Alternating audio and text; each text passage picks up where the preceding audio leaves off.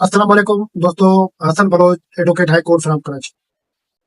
Company register करने से पहले आपको मैं बताना चलूं कि अगर आप इंपोर्ट एक्सपोर्ट कारोबार शुरू के बारे में सोच रहे हैं और आप परेशान हैं कि किस तरीके से शुरू किया जाए, उसकी कंप्लायंस कैसे होगी, डॉक्यूमेंटेशन कैसे होगी, क्या क्या डॉक्यूमेंट्स रिक्वायर्ड होते हैं और किस तरीके से उसकी कंप्लायंस की जाती है लीगली, वो सारी चीजें आज मैं आपको इस वीडियो में बताऊंगा। सबसे पहली बात तो ये है कि आपको ये देखना होगा कि आपकी कंपनी की फॉर्मेशन क्या है, स्ट्रक्चर क्या है।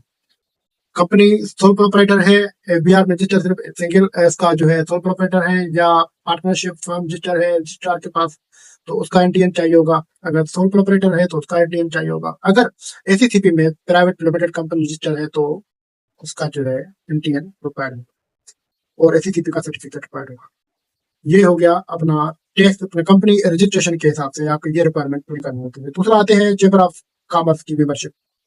चेंबर ऑफ कॉमर्स की मेंबरशिप जो है ये मैंडेटरी है, मेंबरशिप सर्टिफिकेट मिलता है आपको, वो आपको लेना पड़ता है। उसके बाद डिजिटल प्लेटफॉर्म रजिस्ट्रेशन होती है एक, जिसको कहते हैं register with WeBOC, web based one custom.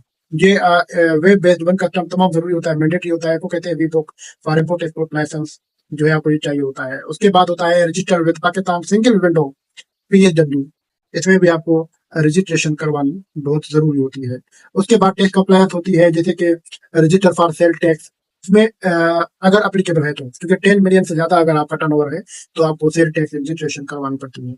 तो इंश्योर एक्टिव टैक्स पेयर, आपको एक्टिव टैक्स पेयर रहना है, फाइलर रहना है। उसके बाद जो है regular income tax return file करनी होती है। दूसरा जो है आपको प्रोडक्ट की स्पेसिफिकेशन अप्रूवल होता है। आप कौन सी चीज इम्पोर्ट कर रहे हैं, कौन सी चीज के आप ट्रेडिंग करना चाहते हैं।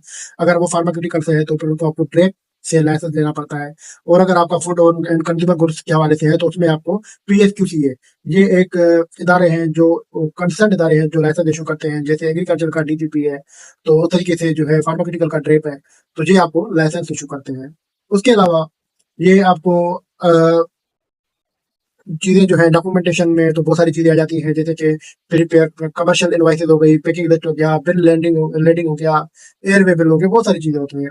तो ये सारी चीजें आपको अगर कोई भी अगर आपको कारोबार के हवाले से, इम्पोर्ट एक्सपोर्ट के लाइसेंस के हवाले से, वी बुक के लाइसेंस के हवाले से, या चैम्बर ऑफ कॉमर्स में मेंबरशिप के हिसाब से आपको कोई भी इन्फॉर्मेशन चाहिए, कोई भी सर्विसेज चाहिए, तो हम आपको ये जो भी कंपनी की फॉर्मेशन से लेके उसकी कंप्लायंस तक और ईयरली उनकी इनकम टैक्स तक, सेल टैक्स तक, ये सारी सर्विसेज हम आपको प्रोवाइड करेंगे।